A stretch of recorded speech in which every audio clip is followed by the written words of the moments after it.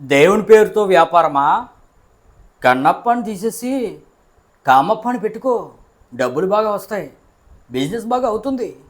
లేకపోతే ఏంటి భయ్యా?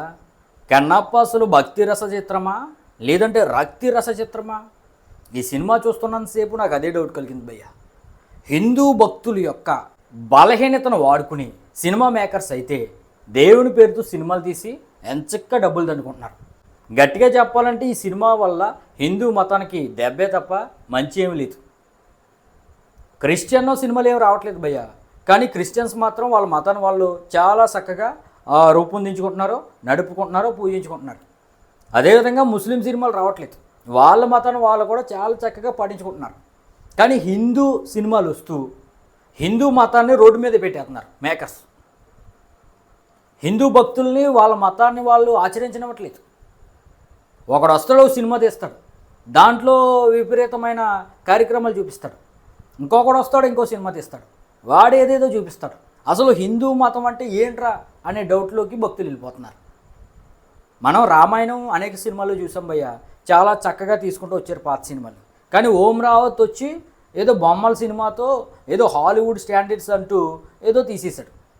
ఆ సినిమాతో ఇప్పుడు పిల్లల్లో ఒక డౌట్ క్రియేట్ అయింది. అసలు రామాయణం పాత తరంలో పాత సినిమాలో చూపించినట్టు ఉంటుందా, లేకపోతే ఓం రావత్ చూపించినట్టు ఉంటుందా? ఇక మనం హనుమాన్ వచ్చింది, హనుమాన్లో కూడా అంతే. ఏదో ఆంజనేయుడు అంటే ఏదో సూపర్ హీరో అనే టైప్లో సినిమాని తీసి చూపించారు. అంటే అక్కడ స్పైడర్ మ్యాన్, సూపర్ మ్యాన్ ఎంతో, ఇక్కడ హనుమాను అంతే అనే విధంగా ప్రశాంత్ వర్మ సినిమా తీశాడు. మరి దానికి 2 అంట, 3 అంట, 4 అంట, ఇంకా భ్రష్టు పట్టిస్తాడంట. అప్పుడెప్పుడో నిఖిల్ కార్తికేయ సినిమా వచ్చింది, కార్తికేయ 2. ఆ సినిమాలో అలాగే చాలా విధాలుగా వక్రీకరించారు. అలాగే కల్కి వచ్చింది, నాగశ్విన్ మైథలాజికల్ బేస్ చేసుకుని మంచి సినిమా తీసేస్తున్నాను అనే విధంగా చెప్పి ఏదో సైన్స్ ఫిక్షన్ హాలీవుడ్ కాపీ టైప్లో ఒక సినిమా తీసుకొచ్చాడు. ఈ కల్కి సినిమా పైన చాలామంది విమర్శలు కూడా చేశారు హిందూ పండితులు. మరి కర్ణుడికి చాలా పెద్ద పేరు ఇచ్చారు, అంత పేరు లేదు అనే విధంగా కొత్త చర్చ తీసుకొచ్చారు.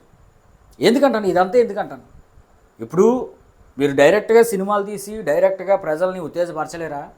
ఎందుకు హిందూ మతాన్ని అడ్డుపెట్టుకుని అంత భక్తుల్ని ఏ విధంగా టిక్కెట్లు కొనిపించి సినిమాకు రప్పించి ఎందుకు వాళ్ళ భక్తితో మీరు డబ్బు సంపాదించుకుంటారు? పోనీ తీసిదేదో శాస్త్రాల్లో ఎలా ఉన్నదో, లేకపోతే పురాణాల్లో ఎలా ఉన్నదో, ఇతిహాసాల్లో ఎలా ఉన్నదో అలా తీస్తున్నారా? అలా తీయట్లేదు. ఎవడికి నచ్చినట్టు, ఎవడికి వచ్చినట్టు, ఎవడికి తోచినట్టు వాడు తీసేస్తున్నాడు. అసలు ఏది నమ్మాలో అర్థం అవ్వట్లేదు. ఓ పక్క చాగంటి గారు, గరికపాటి గారేమో ఒక రకంగా మంచి సాఫీగా చెప్తారు, ఓ పక్క సినిమాలేమో ఒక రకంగా తీస్తారు. అసలు ఏది నమ్మాలి మేము? ఒకడు వచ్చి కాంతారా అంటాడు, ఏ అని అరుపులు అర్పిస్తాడు. ఏంటిరా, ఎందుకు తీస్తున్నారా మీరు? అసలు ఏంటి మొత్తం ఇదంతా కూడా హిందూ ధర్మమే అంటారు. ఎందుకు ఈ విధంగా? ఎందుకు ప్రజలు భక్తుల యొక్క మైండ్తో ఎందుకు ఆడుకుంటారు? నాకైతే అర్థం అవ్వట్లేదు.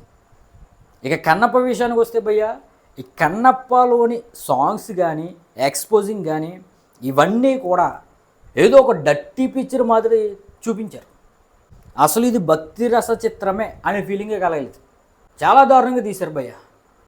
ఓ పక్కన భక్తి రసం నడిపిస్తూనే ఓ పక్కన రక్తి రసం కూడా నడిపిస్తూ సినిమాలు తీశారు. మరి మీరు ఈ విధంగా రక్తి రసం తీసుకోవాలనుకుంటే సెపరేట్గా సినిమాలు తీసుకోవాలి తప్ప భక్తి అనే ముసుగులో అంధ భక్తులను అయితే టిక్కెట్లు కొనిపించేలా చేయకూడదు. ఏది సినిమా చూడకపోతే ఆ దేవుడికి అన్యాయం చేసినట్టు మీరు చెప్పేది ఎలా ఉంటుందంటే భయ్యా, ఒక్కోసారి ఫేస్బుక్లో వార్తలు వస్తూ ఉంటాయి, ఈ దేవుడి ఫోటో చూసిన వెంటనే 10 మందికి షేర్ చేయండి, షేర్ చేస్తే శుభవార్త వింటారు, లేదంటే మీకు చాలా నష్టం జరిగిపోద్ది అనే విధంగా పోస్టులు వస్తూ ఉంటాయి ఫేస్బుక్లో, వాట్సాప్లో, అక్కడక్కడ. అదేవిధంగా మీరు కూడా సినిమా చేస్తున్నారు, ఈ సినిమా చూడకపోతే మీకు నష్టం అనే విధంగా ప్రజల్ని, భక్తుల్ని ఉసుగొల్పుతున్నారు. దానివల్ల భక్తులకి డబ్బు నష్టం, ఇక ఏది నమ్మాలి, ఏ శాస్త్రం నమ్మాలనే కన్ఫ్యూజను, అదేవిధంగా భక్తి అనే ముసుగులో రక్తి చూపించడం, ఇవన్నీ చాలా దారుణంగా కనిపిస్తున్నాయి. దానికి తోడు ఈ కన్నప్ప మూవీలో కన్నప్ప అనే తోడు తిన్నాడు, అతను శివుణ్ణే తన్నుతాడు. ఈ విధంగా శివలింగాన్ని కూడా తన్నొచ్చేమో మంచి చేయటానికి అనే విధంగా చూపించే ప్రయత్నం చేశాడు. మరి తర్వాత జనరేషన్లో ఈ విధంగా శివలింగాన్ని ఎవరైనా తంటే ఏంటి పరిస్థితి? పలానా టైంలో తిన్నడు తన్నాడు, కన్నప్ప తన్నాడు, నేను తంతే తప్పేంటి అనే విధంగా అనుకుంటారు కదా. ఇప్పుడు అసలు ఎందుకు ఈ సినిమా తీయవలసిన అవసరం వచ్చిందో నాకు అర్థం అవ్వట్లేదు. ఇప్పుడు రెబల్ స్టార్ ప్రభాస్ ఈ ఆదిపురుషు కానీ, కల్కి కానీ, ఈ కన్నప్ప కానీ ఇటువంటి సినిమాలు చెయ్యకపోతే అసలు ఎవరికీ తెలియదు కన్నప్ప వస్తున్నట్టు. ఈ కన్నప్పలో గెస్ట్ అపీరెన్స్ చెయ్యకపోతే ఎవరికీ తెలియదు. ఈ కల్కిలో రెబల్ స్టార్ ప్రభాస్ లేకపోతే నాగశ్విని ఎవడో ఎవరికీ తెలియదు.